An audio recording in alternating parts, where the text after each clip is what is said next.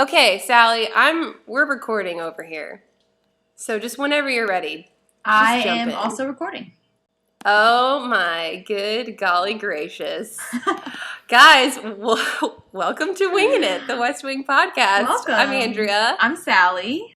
And guys, this is a very special day. Not just because we're talking about episode 5, which is great on its own, but also because we have our very, very first podcast guest ever in the history of Wingin' It. Hooray! We've got Mr. Derek Webb here. Hi, podcast audience. We call them wingers. Wingers? Yeah. Okay. Yes. So, hi, wingers. Hi. Okay, for a moment I thought you were saying you called guests wingers. No, and so that's what you're going to be calling me. Well, I feel like because you watch The West Wing, we can call you a winger. Yeah. But And I'm a that's fan not of the podcast. Oh, that's so kind of you. So I am really. I'll pay you on later. all counts, I am a winger. Okay. Okay. And we're all here, and we're going to talk about episode 5, which is, and it is surely to their credit. Yeah. Oh, man. What an episode. What an episode it was, indeed. It was really good. Yeah, I think we should just stop right there. Okay. I mean, it's like... Yeah. Thanks for joining us this week, It's everybody. really good. We're changing up the format. So tune in next time for... We're doing Twitter-sized podcast episodes because we feel like it fits people's Your time is attention important, spans. And we don't have time for it. We don't want to... Anyway, well, let's start here. Before we dive into the TikTok, we're gonna recap what happened in this episode, and then we're just gonna talk it out because there is so much that happened here. Yeah. But so Derek, since you're our first guest, tell us about your experience with The West Wing. How long have you been watching it? Very psychiatrist talk. Favorite How does this show make you feel? Yeah. Right.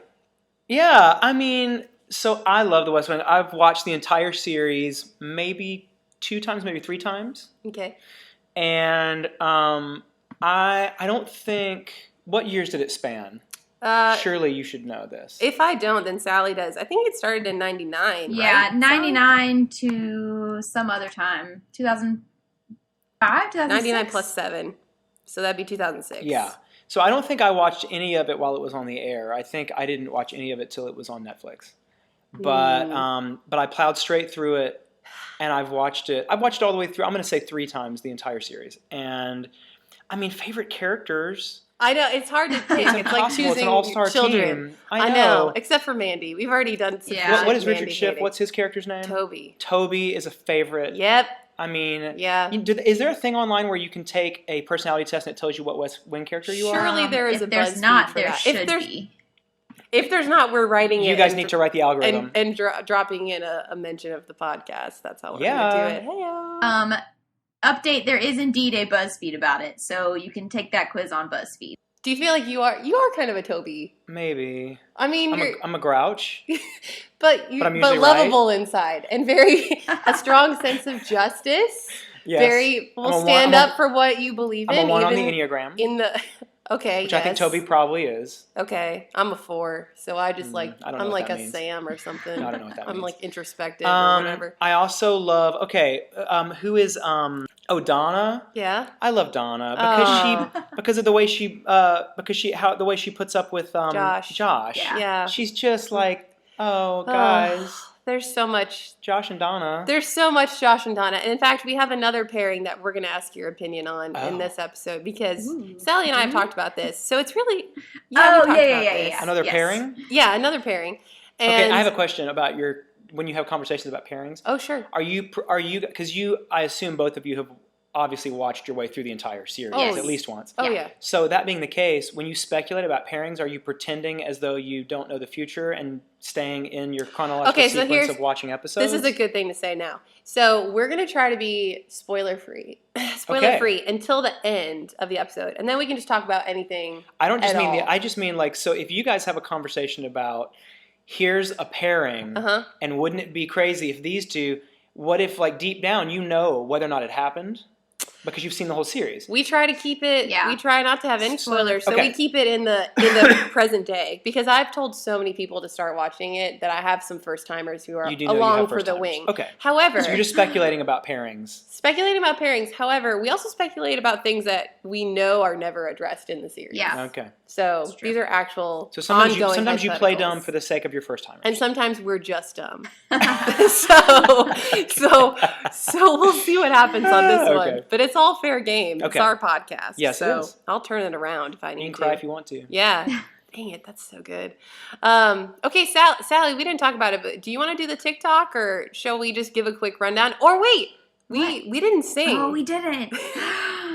Derek, I don't know if you know this, but sometimes we sing the opening. But I feel Derek is.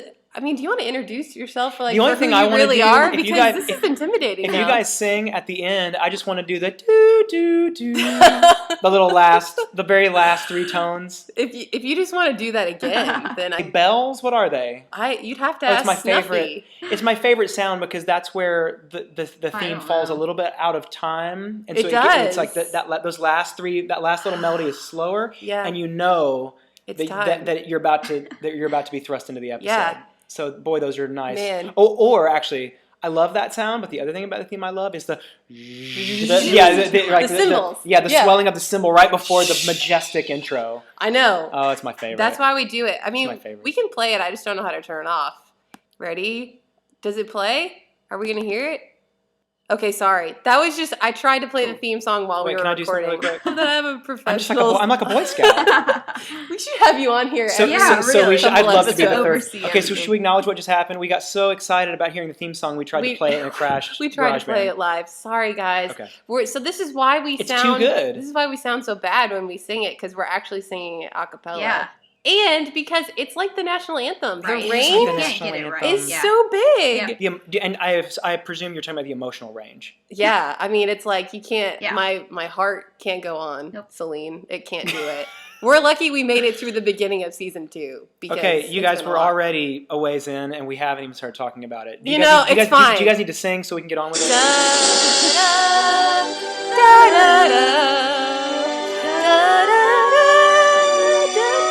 See, it gets really high, and then you gotta drop down the octaves. We're not gonna sing it. We're gonna put this underneath the rest of our talking. Yeah. At the end. There we go. Okay. Derek Webb, everybody. Yeah. On the scene. And that's really what I do, right there. He adds the dings. That's. Clint Eastwood has made a really great career out of making soundtracks with just 3 notes. Like, go back and listen to Mystic River. Yeah, he wrote it, and it's like tritones, just the whole movie. Okay. Maybe I've. So.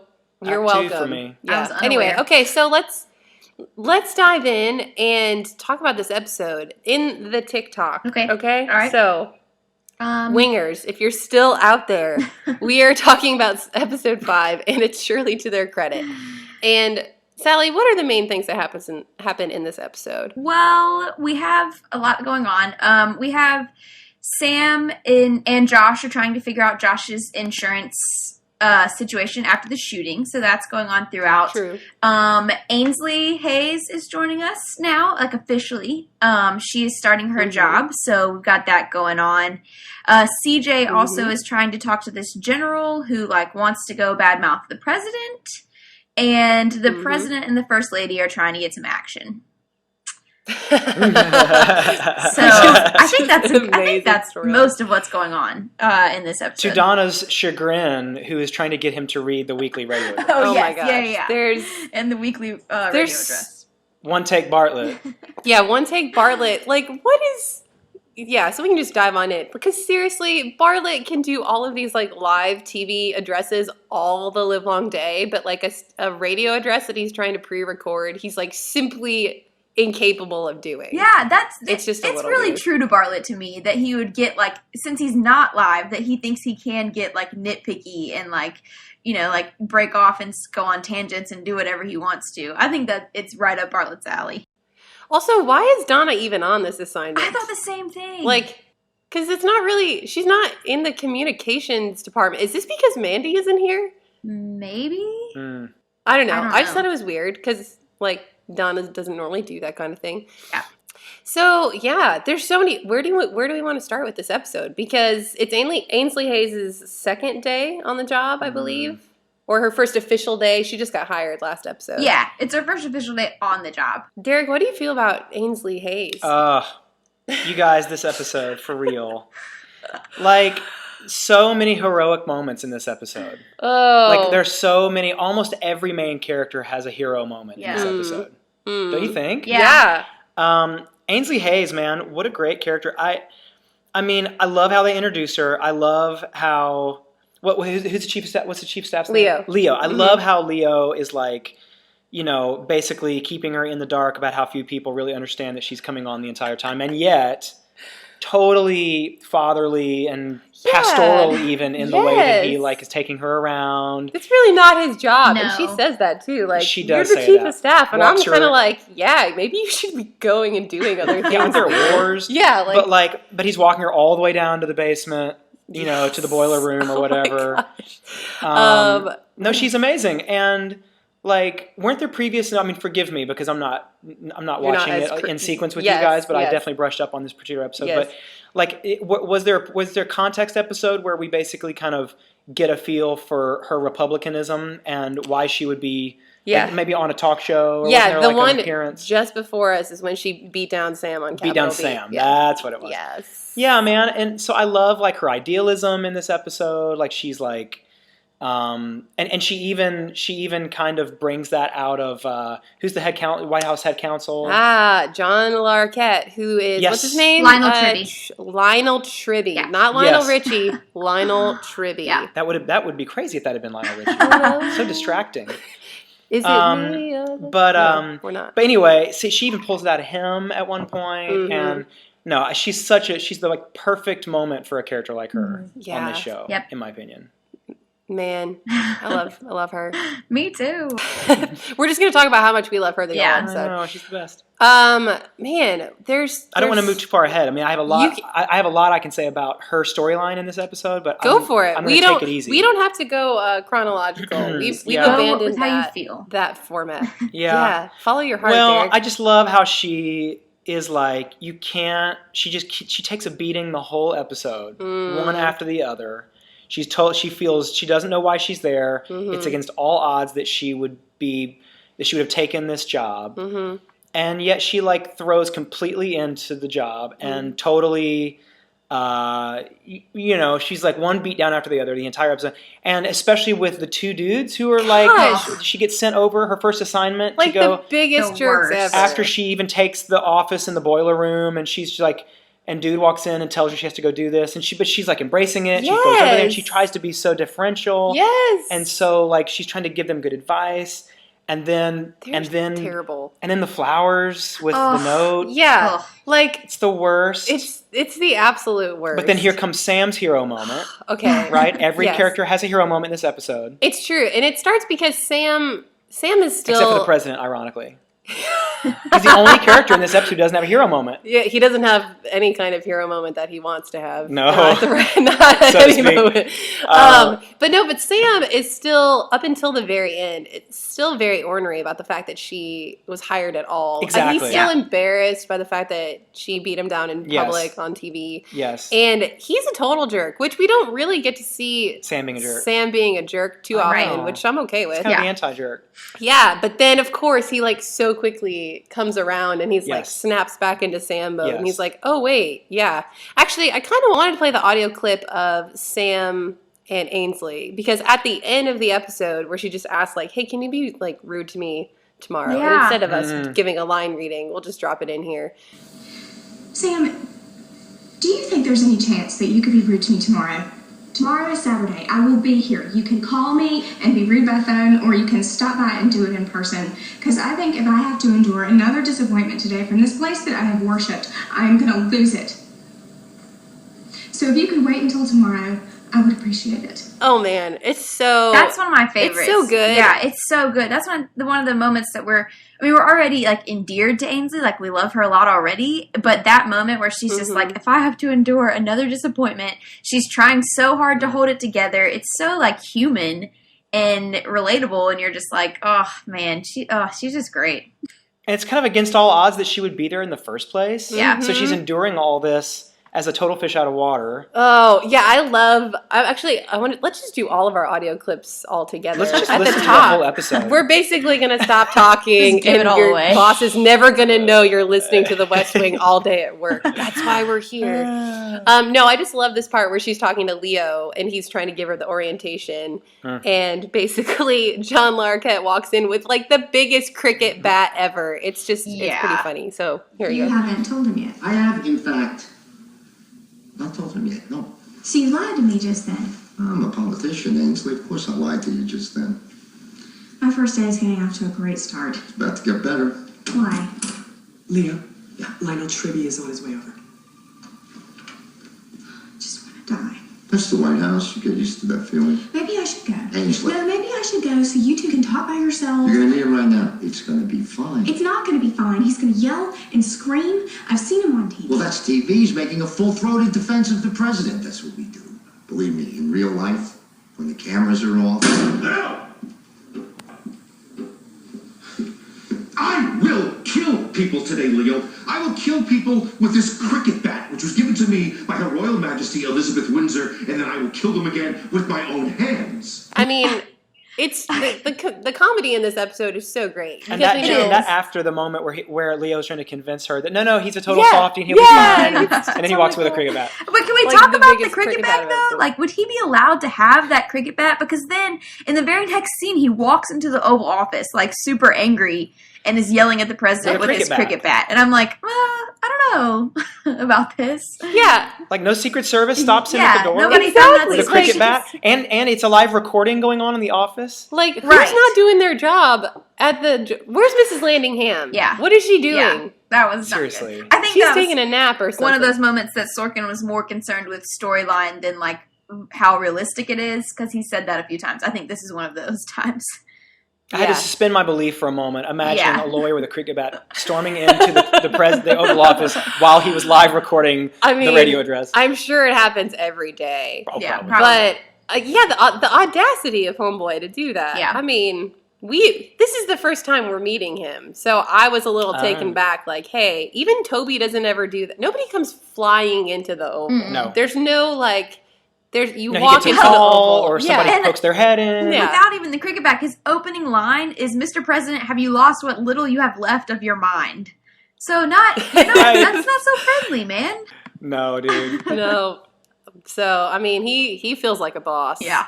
Yeah. But But this moment with Sam we were referring to before is basically, which becomes the hallmark of the episode, is the first moment where we see all the naysayers inside the White House starting to rally around Ainsley. oh my gosh, and even just the end of the episode. No, don't jump to the end yet. Okay, fine. Because we still have to talk about how even CJ, there's the seeds of CJ coming around. She's talking to, I think, Toby, and says, like, she's starting to come around. And she's like, she's a woman. And then there's that super sweet moment. Yes, we'll talk where about Toby, where Toby says that thing to CJ back, she's a beautiful woman. Okay. It's just the Yeah. best. It is the best. Let's talk But about it. listen, CJ's the best. we've talked Okay, about this here we go. more than once. Okay. Because, like, even in this Right. last episode, there's definitely something with Toby and CJ. I mean, like, a history of some sort that, like, Yeah. that I think the actors created. Maybe not Sorkin, but, yeah, the fact that he just, like, point blank tells her, like, well, you're a beautiful woman, and no one around here thinks you're either ambitious or stupid. Which, why is ambitious negative in this connotation? Yeah, I'm Well- not so sure about that. I also didn't understand. Well, no, I was going to say, isn't it just because they're talking about Ainsley and she's super ambitious and she's, I mean, I think it's just in contact with Ainsley. I don't think he's saying there's Yeah. anything wrong with being ambitious.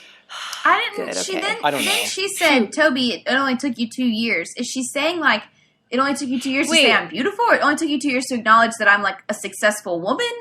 I was confused about that. I don't think she said it took you 2 years. I think she said it took 2 years. Like, it took me a long time to work up to this role. Yeah, And Ainsley that just makes marched more in sense. here. Yeah. Okay.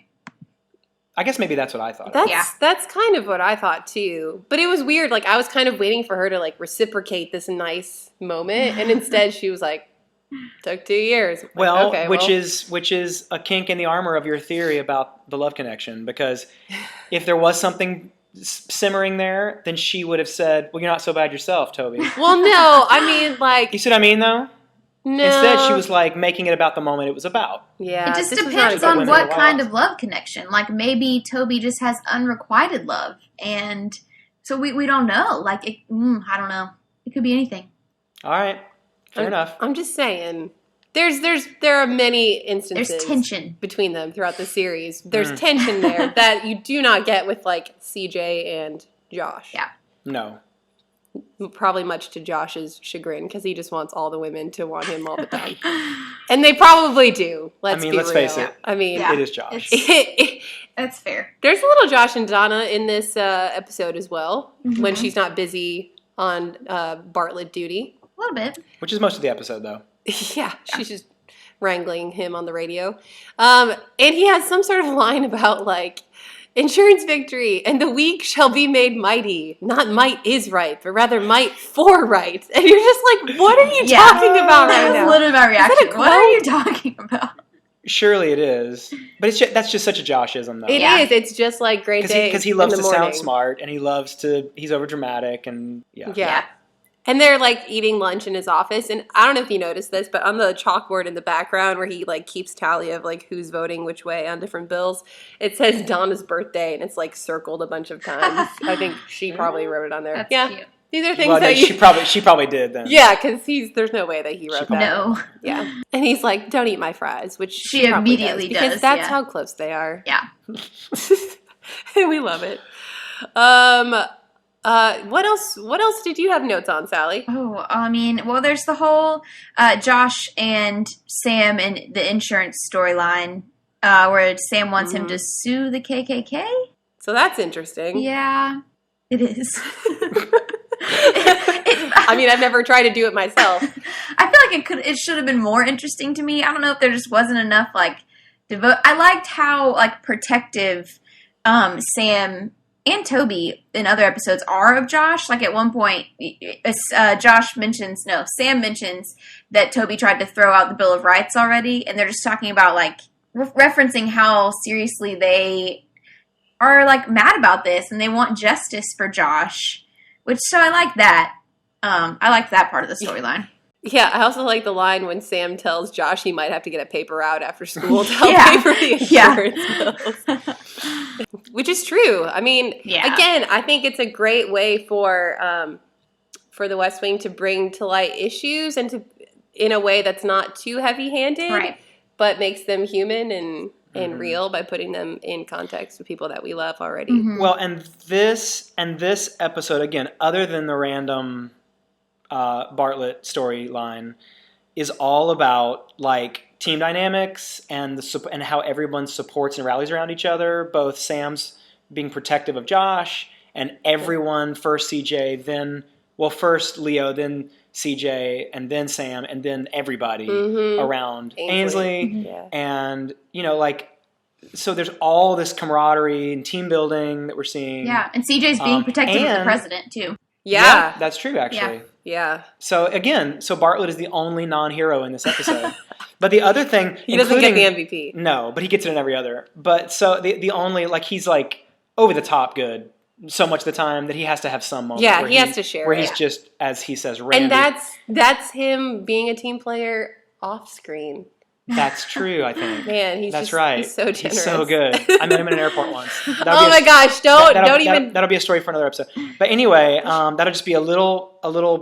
I think that should be a story for this episode. Just a little something to entice you to have me back. Okay. But this is also a really somewhat subversive episode about women and about everything from the Ainsley storyline to the radio address to his wife going to the town to do the speech to, like, there's a lot of little seeds planted about kind of the strength, the strength of women in leadership, and it's really good for that. Yep. Indeed. Yep. Right. I love the one time we have a man on the show so far, and he's the one who brings up the women's issues. And I'm just true. like, oh, yeah, that's true. Even in the way that the First Lady is, like, wearing the pants in the romantic situation the whole time through. Yeah. It's pretty great. Trying to. Well, I think, oh my gosh. It was so funny. So she, like, comes to Charlie, and she's just, like, in very, like, Dr. Bartlett mode, right? Yeah. Like, just kind of normal, like, rattling off all of these, like, vital signs for Bartlett. And she's like, yeah, so we can have sex now. And, like, she's saying this to Charlie. And you're like, well, and Charlie I guess, like... has his second in a row. Last episode, he had an inappropriate moment with Leo. And this one, too. Like, what possessed Charlie to say that to the First Lady? He was like, that's not... Yeah, like, we're talking about the president again? Yeah, exactly. Oh, like, Charlie is no longer a newbie. Like, he's officially crossed over He's into, leaning like... into his role at this point. I mean...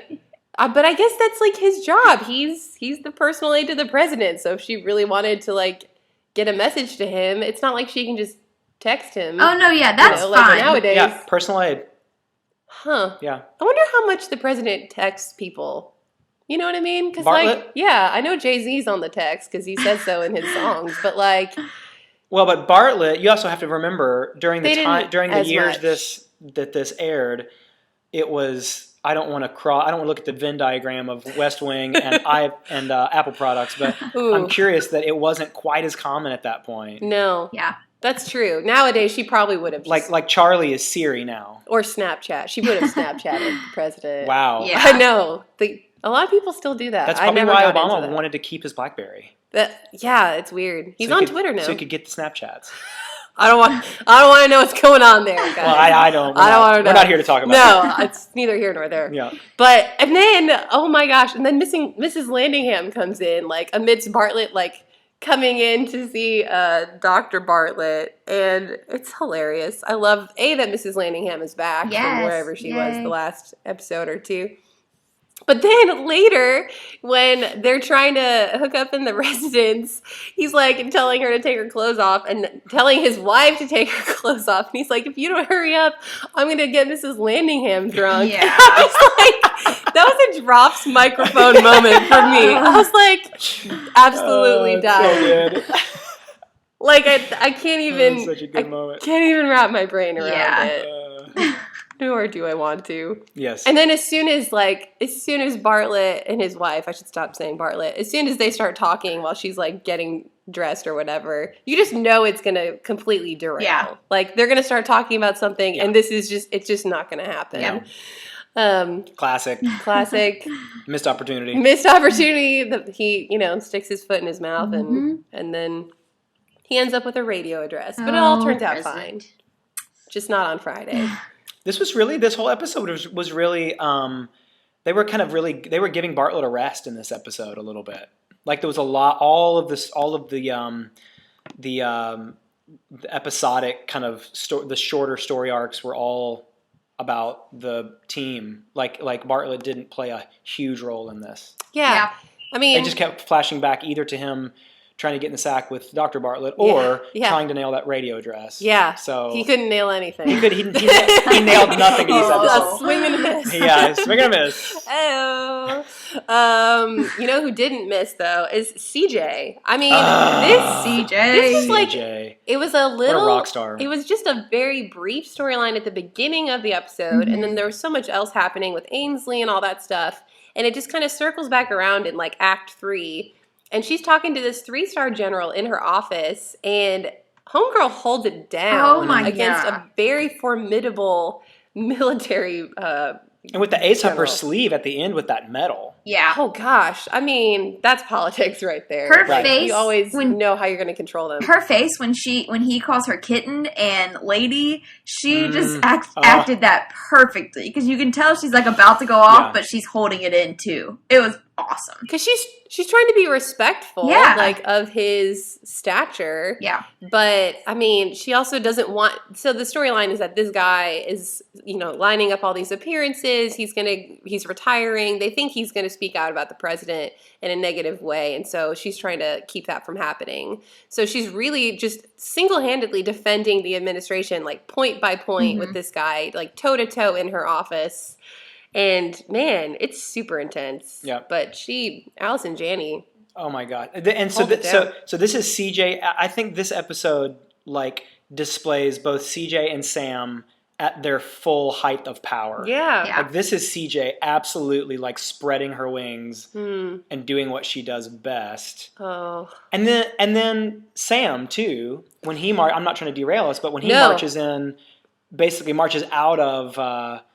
the steam pipe distribution room, and goes straight over and confronts these guys, only to have what's his name, head counsel, come in and back him up. John Lark. Oh my god! It's like these characters at their full strength. Yeah, it's so good. Like a boss. Good. I love it because Sam, they find the dead plant with like the bad note to Ainsley. Yeah. And so Sam kind of like snaps back to reality like, oh yeah, I'm not a bad dude and this is wrong and I'm going to go fight it. Yeah. So he goes and he walks in, he says, like when I do things, I sign my name. Yes. Like these guys didn't sign their name on the note. And then he just holds up, I don't even know where he got it, like a giant notepad. And he was just like, he ripped it off that guy's desk. Yeah, like it's like a day of the month desk calendar. Yeah, and he's like, that was probably the best use of those calendars. Yeah, that moment in the West Wing. He has very pretty handwriting. I wonder if Rob Lowe actually wrote that in his scene. I would find it hard to believe that somebody else wrote it, but you never know with TV. And I also love how that moment for him was like total inverse proportion to how much he hated Ainsley before. Yeah, it's true. Yeah, he was really mean to her. Like talk about turning that around. Mm-hmm.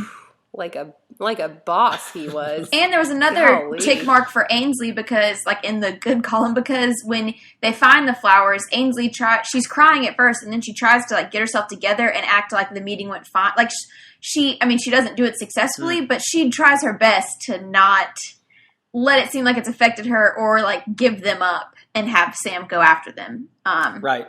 Which is cool. It's not even like she orchestrated it. Yeah. He intuited it, and then he marched straight over there. Yep. Yeah. What a good dude, that Sam Seaborn. Redeemed himself. What a good dude. And we also find out about Ainsley. There's all this ongoing arguing about like the song "He's an Englishman" or "He's an English gentleman." Or something. Yeah. I should really know this because I was a musical theater major, but I don't know much of anything about that. Yeah, you and Tribby. Yeah, seriously. So, like, there's this running gag of, like, is it from Pirates of Penzance or HMS Pinafore? And I believe it is from HMS Pinafore. I mean, clearly it is after as much as they razz him the whole episode. Yeah. I just love anytime there's a running gag. It's just so well written. Like, this episode was so funny. Yeah. The timing Sorkin's was so... it's like he makes jigsaw puzzles. I mean, he does. It's the best. Yeah. This one is more comedic, but there were just so many moments, like... that were truly human and vulnerable. Mm-hmm. He just knows how to do it all. Also, I also just like the way that Ainsley speaks because she's like asking Tribby for advice on how best to handle this first assignment, which is kind of weird because like isn't he her boss kind of? Oh yeah. Head of White House counsel. Yeah, and so she's like, any advice on how to like do this job that you just told me? I'm like, well, that's kind of a weird question. You should probably just go get it done. He's like, not speaking in iambic pentameter might point you in the right direction. Because she says it like she was reading off a calligraphy card or something. Yeah. What a great character trait to write. When they're talking about the running gag, when Toby has his 2 cents about which musical it's from, Andrea, I thought you might notice this because he says, "I want to be very clear. I could give a damn," and it's wrong again. He should have said, he couldn't give it. Yeah. Thank you. Toby. Man. See, there are many things that Sorkin does well, but the whole, like, I couldn't care less thing. But I wonder if Sorkin wrote it that way, because when he got it wrong that first time in the first season, there was like an episode or 2 later, it was corrected, and I thought maybe Richard Schiff said it wrong, and Sorkin wrote that in there to correct him. That was what I was hoping happened. Maybe. When we get Richard Schiff on this podcast, we're going to add that to the list of things that we ask him that he may not have a memory of. Did you just have a hang up with ever saying those lines, or was it written that way? Yeah, and that specific line. Or did you just think the character would have said it that way? Yeah. So many possibilities. There are so many things, like we mentioned in a previous episode, where he wore a wedding ring to the set, and then Sorkin was like, "Why are you wearing a wedding ring?" And Richard Schiff said, "Well, you tell me." Like, he just brought this whole, like, backstory. Whoa! Yeah. Like, that's just how amazing Richard Schiff is. Yeah. So. And it totally changed the whole rest of the season. Yeah. I know. It's great. It's so, because he's wearing it in the episode where he's talking to his ex-wife, Andrea. And that was the first time that we noticed it, that he was wearing it. And you know that he's not married. So it was just like. Fascinating. What? You're a genius. Yeah. What else did you have, Sally? We talked a little bit about Josh's situation, but his moment at the end was very wonderful and human, where he says, I think a lawsuit is too small. I can't have it be like I slipped in their driveway. That was a great Josh moment. Yeah. It was. Ugh, my heart. Oh, but he has no problem. He has no problem suing the insurance company. Oh, no, I'll sue them for sure. Oh, man. So good. Well, I feel like that pretty much covers most of the things that happen. We barely touched on the end. That's worth visiting again. When they finally are all in Ainsley's office, like welcoming her with the music. I mean, you're just like, can't even. Yeah. I know. There are no words. I just wrote I love these people. Yeah. This is the absolute best. I feel like if you had to introduce somebody to the West Wing, I feel like this is actually a good example for people. It's so good. Once I realized this was the episode where Ainsley just gets the beat down first day on the job, but it ends with all of them in that dingy basement office, having decorated it with the music and the champagne, and every person in the room had given her such a hard time, even so she was dealing with it internally and externally, and finally the release that you get, seeing her welcomed. Yeah, it's the best. It's the best. Once I realized that was the episode, I was like, I hope this is the one where they're all in her office at the end. It's the best. Gosh. Yeah, this is a rewatcher for me now. And I couldn't remember going into it. I feel like I remember the names of season 1 episodes that I typically rewatch, but season 2 for some reason just kind of escapes me in terms of key rewatchers. Yeah. So I also have to say, I know that you have a note about it, but I love the fact that the president calls the Statue of Liberty a lawn jockey. Such a good line. I'm sure somebody's very offended by it, but I thought it was funny. It's the best. It's so funny. It's right at the front door of our country. That's right. Well, should we pick an MVP? Oh, everyone? Is it possible? Is that allowed? Yeah. We typically pick an MVP. Yeah. For this episode. It's tough. It is tough. I mean, because Ainsley, I kind of want to give it to Ainsley, but then you also think about, I love that scene with Sam. Yeah. That was a great moment when he finally stood up for her, but he was kind of being a jerk up until then, so it's hard to pick. Can I pitch CJ for the MVP, and here's why? Yeah. Because first of all, she just, her whole confrontation prowess with the general, but also the fact that she is a big part of the Ainsley redemption story too, because it starts with her being on the other side of that and then coming around telling Toby about it, and then in her office at the end basically, shaking her hand and handing her champagne. I'm just saying she's one of the few characters that's part of almost every storyline. Yeah. See? Yep. I wouldn't have thought of that. I don't know. I think you can give it to CJ. Maybe I just have a crush on CJ. Well, like everybody. I don't, but I mean, yes. I mean, she's great. We could be friends. I think I would I'll give it to Ainsley. You can give it to CJ. Sally, who do you want to give that to? As long as Ainsley's got your vote, I will go ahead and give it to Sam then. So then it's all the love is spread. Oh, yes. Oh, perfect. See, if there weren't 3 of us, this would have been, you guys might have had a real problem. We would have had a stalemate. Like a real gridlock here. Yeah. I know. We would have had to bring in some outside help. Yeah. So, Derek, how do you feel about later seasons of The West Wing? Should we put on our spoiler earmuffs? We can put on spoiler earmuffs. Yeah, if you haven't seen anything past this episode, you should just probably go watch the next one so we can talk about it. Cool. But talk about you. Yeah. Sorry. Yeah. No, it's okay. Yeah, I mean, how'd you feel about the end of the series or any of those sort of things? Or post-Sorkin. Because some people only watched up post-Sorkin. Some people only watched up to... I have to say, I definitely was aware of the post-Sorkin, even though I didn't realize as I was watching exactly, I wasn't cognizant of when he stepped out, but I feel like I intuited it from the writing and the storylines. Because Sorkin, man, I mean, he's a genius, but I loved the whole series. I did too. And mostly because by the time he exited, do you remember at what point in the series did Sorkin... Wasn't it season 4, Season Sally? 4, yeah. The last episode. It was he and 4. Sam. Yeah, I just feel like by that time, I'm so deeply invested in the stories of these characters that anybody could have been writing it at that point, and I would just seeing the words come out of the mouths of these actors, I would have been in, because I want to see it all the way to the end. And I felt like the way the ending, oh man, I thought the end of the series was pretty genius. I loved season 7. I rewatched season 7 probably more than other seasons, and I didn't think so. I was nervous because I heard around season 4 like it changes a little bit, and I was prepared to stop because I loved it so much, and I didn't want to not love it. Like I don't want to see the way that somebody looks when they wake up in the morning. You're like, no, I just want to save this moment. I know, but no, I love season 7. The West Wing looked really good when they woke up. It looked so great every hair morning. done, makeup on. Yeah, it doesn't need a thing.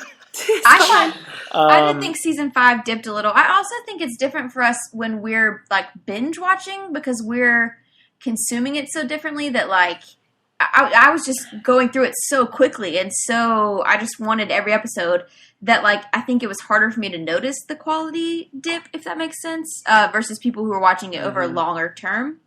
But that's true. Season 5 I do think dipped a little, but I love season 7 almost just as much as anything. So it found its voice again.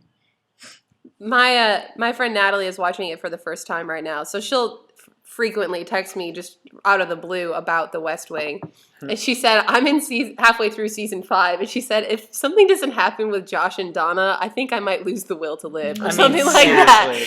And I'm like, that girl, gets like I know. That's a slow burn. And then goes maybe another season or two. Oh my gosh. I'm like, this is just an example of my real life. I'm like, if there are any more near misses, I don't want to talk about it. But I mean, Josh it's like, is just a catch-all for... Josh is a catch-all for things that have a near miss Say no more. a million times. I think that would be like... And then you're like, if this doesn't happen, I'm going to hurt somebody. I think that would be like my number one question for Sorkin. It would be like, what was his timeline for Josh and Donna? You know? Like, I just always wonder that in the post-Sorkin world. Like, would he have waited that long? I read an interview with him, and I think he said he initially didn't even want it to happen. Right. But I think that's smart because I feel like a lot of people only watch for the tension. And then once they get resolution, it's like a magic trick. Like nobody ever wants to really know how you do a magic trick, right? They want to wrestle with how you know because once you know, they don't care. Yeah. And once they know, they're not probably going to want to watch you do it over and over again. Yeah. Either. No. So it's like it'd be hard to continue watching that storyline once. Yeah. So I think you couldn't really go back like once you've done it. You couldn't go back to the dynamic there was before. Yeah. Yep. That's true. But I think my parting shot on the later seasons is that I think that even with other writers and other vision being cast at the helm of this thing, I feel like these particular actors knew these characters so well that even if the writing isn't nearly what it was with Sorkin, or at least the creative direction being in somebody else's hands, I feel like these particular actors made it good because they so understood and had the instinct of these characters that even if the writing is substandard during certain seasons or episodes, the way they embody it, they bring it to life as these characters either way. So and who knows how much of that might have been improv or not just improv, but just inflections that they're bringing just because they know how these characters behave, they know their mannerisms, they know exactly the right. So who knows how much of that was improved by the fact that it didn't happen until such late seasons that these particular actors just knew what to do. They knew how to make it great. But the casting overall, I mean, it was so good. Yeah. There's so many characters we haven't even met yet. I mean, we're just in season 2, and they're so because I remember watching it on Netflix, and you see not the album art, but the cover art, and you're like, change. I don't know half of those people. Yeah, exactly. Yeah, you're not my friend yet. Yeah. But they will be, guys. Yep. There are new friends coming to the table, and it's great. See, we just made friends with Ainsley Hayes, and we're so glad that she's here. Yeah. So, all right. Well, I think that's our episode 5, and it's surely to their credit. And thank you, Derek, for joining us. Well, it's just a pleasure. Just absolute pleasure. Is there anything you want to plug while you're here? I mean, people probably know what you do, and if not, I'm going to put links to it. Well, that'd be fine. Okay. Cool. I'm a professional podcast crasher. I'm literally going straight from here to a Family Guy, Don't Tell Me. To a Family Guy podcast. Oh, good. Okay. Family Guy. I don't know. It's just the first show. I've never even seen an episode of Family Guy. It was just the first show I could think of.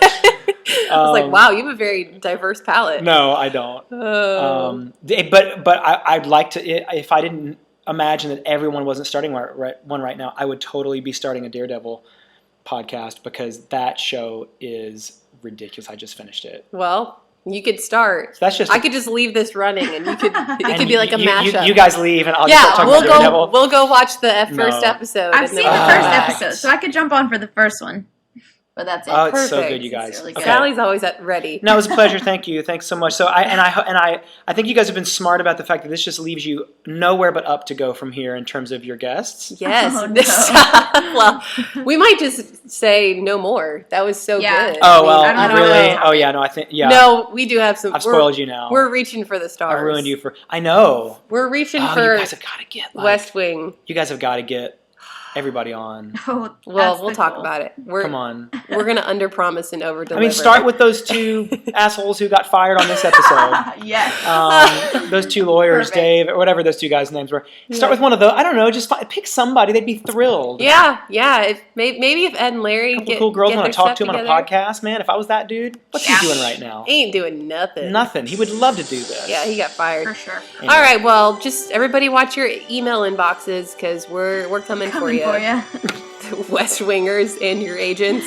And also, thank you for everyone who's sending in their feedback. You guys can always email us at, TheWestWingPodcast at Gmail. Yep. And Yep. we're on Instagram and Twitter at WinginItPod. And we always love hearing your feedback. So thanks for joining us. Yeah. We'll see you / talk to you in episode 6, which is... The lame, never know what the it's next the step. Lame Duck Congress. There you go. Oh. The Lame Duck Congress. All right, we'll see you guys then. Bye. The very last 3 tones.